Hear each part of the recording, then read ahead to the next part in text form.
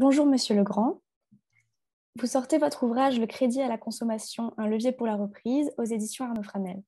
Pouvez-vous définir ce qu'est le crédit à la consommation? Alors, au sens de la loi, il s'agit des crédits d'un montant compris entre 200 et 75 000 euros qui sont accordés aux particuliers. Tous les détails sont précisés dans le Code de la consommation. Mais ce qu'il faut retenir, c'est que les crédits à la consommation sont différents des crédits immobiliers, ils sont différents des facilités de caisse accordées par les banques, ils sont aussi différents des paiements fractionnés ou différés de moins de 3 mois. Alors, j'explique toutes ces nuances dans l'ouvrage. En pratique, les crédits à la consommation, ce sont des crédits accordés aux particuliers pour financer des biens durables, une automobile ou un équipement informatique, mais aussi pour répondre à un besoin ponctuel de trésorerie. Alors, ce crédit peut prendre différentes formes. Il peut être lié à un achat, dans ce cas, on parle de crédit affecté, ou bien ça peut être une somme empruntée dont l'emploi est libre. C'est le cas, par exemple, du prêt personnel. Il y a aussi les contrats de location avec option d'achat qui rentrent dans le cadre des crédits à la consommation. Alors, tous ces produits sont bien sûr décrits et expliqués dans l'ouvrage. D'accord. Et en effet, votre ouvrage est le premier à paraître sur le sujet depuis plus de 10 ans. Alors, qu'est-ce qui a changé entre-temps pour le crédit à la consommation? Tout d'abord, le crédit à la consommation est beaucoup plus encadré depuis la loi Lagarde qui date de 2010, et c'est particulièrement vrai pour un type de crédit qui est le crédit renouvelable.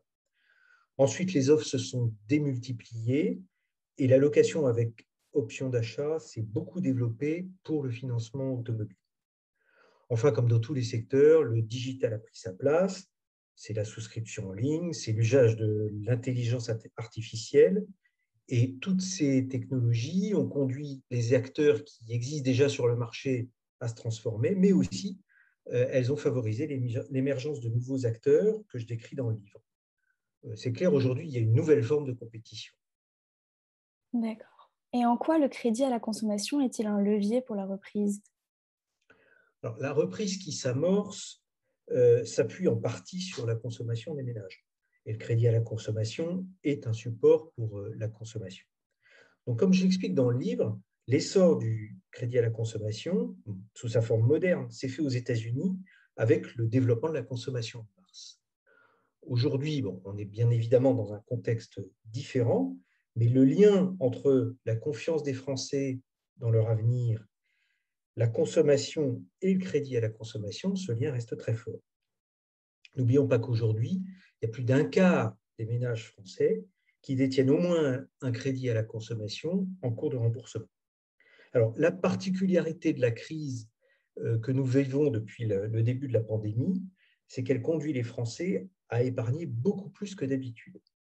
Alors, la reprise va amener les Français à diminuer leur épargne pour consommer, mais ils vont aussi avoir besoin de compléments de financement au travers du crédit à la consommation pour leurs gros achats.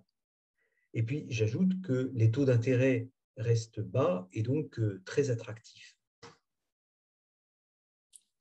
Alors, il faut néanmoins rester attentif à l'excès de crédit à la consommation, c'est le surendettement.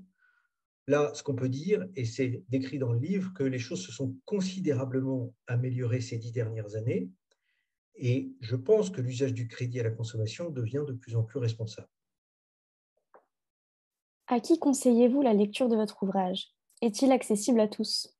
Oui, il est accessible à tous. C'est un ouvrage pédagogique dans lequel j'explique les différentes notions, et puis il y a aussi de nombreux graphiques et des schémas. L'ouvrage s'adresse à ceux qui souhaitent comprendre les possibilités qu'ils ont de recourir au crédit et ce à quoi ils s'engagent lorsqu'ils contractent un crédit. Mais je m'adresse aussi aux professionnels du crédit. C'est pour eux l'occasion d'avoir une vue générale du marché, du jeu concurrentiel et des enjeux pour l'avenir. Je n'oublie pas non plus les étudiants, j'enseigne moi-même depuis plus de 15 ans. Ils pourront s'intéresser dans ce livre au volet historique du crédit à la consommation et aux liens que j'analyse entre micro et macroéconomie. Très bien. Merci beaucoup, Monsieur Legrand. On retrouvera donc votre ouvrage à paraître aux éditions Arnaud Franel.